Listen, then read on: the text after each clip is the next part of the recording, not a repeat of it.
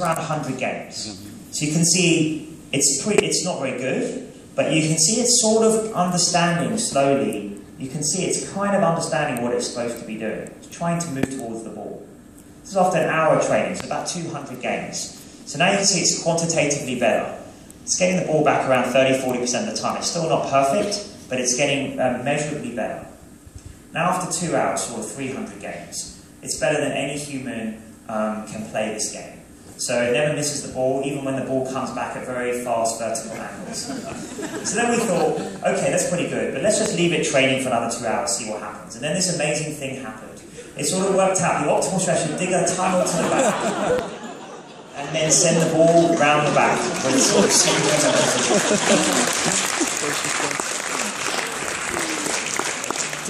So when our researchers, the amazing guys that are working on this, saw that actually shocked them. Because we haven't added in the sorts of capabilities like long-term memory at that point that we thought was going to be needed to solve that kind of game in that way.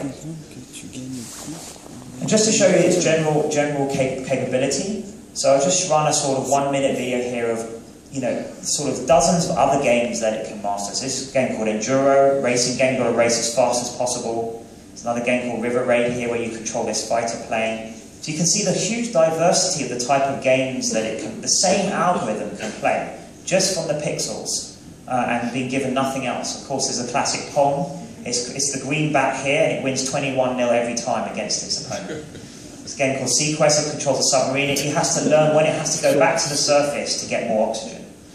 So all these games, look how visually different they look. So, each game looks completely different in terms of its inputs, but of course it just learns the structure behind the game. So here's a game where Asterix is sort of trying to get all the urns. It's one of my favourite ones, boxing. So here the AI is controlling the white boxer, and it does a bit of sparring, and then it eventually gets the other boxer into the corner, and then just carries on pummeling it, just racking up the points. It'll just do this forever. So it sort of ruthlessly exploits the weakness in the system that it's found. This is all automatic. So just to stress that again, you just give the algorithm out of the box these pixels, and it just figures this out for itself. So where are we going next? We're working on moving towards 3D games. So games like Quake, much bigger, much more complex games, and also robotic simulators with realistic physics. And so where are we going with our research next? So we've done all this perceptual processing. I haven't got time to cover this in detail, but there are sort of you can think of the information in the brain as having 3 levels. There's the perceptual information, the sensory information. There's conceptual information, which is sort of abstract information. And then there's symbolic, like language.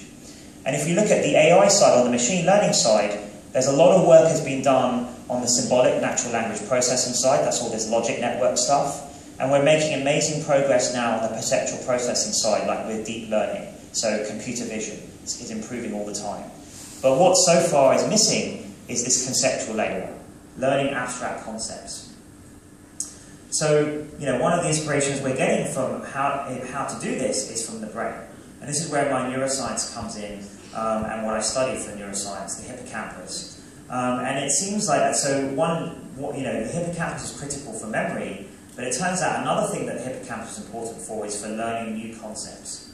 So if you have damage to the hippocampus, you can't learn new concepts. You can still access the concepts you already know, but you can't learn new concepts. So it seems as though the hippocampus might be the gateway to learning new concepts.